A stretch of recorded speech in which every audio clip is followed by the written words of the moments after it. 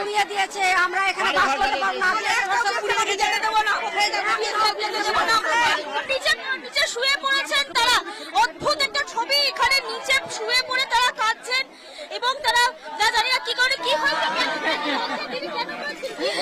আমার ঘর দুয়ার কিছু নাই, আমাকে পুড়িয়ে যায় করে দিয়েছে।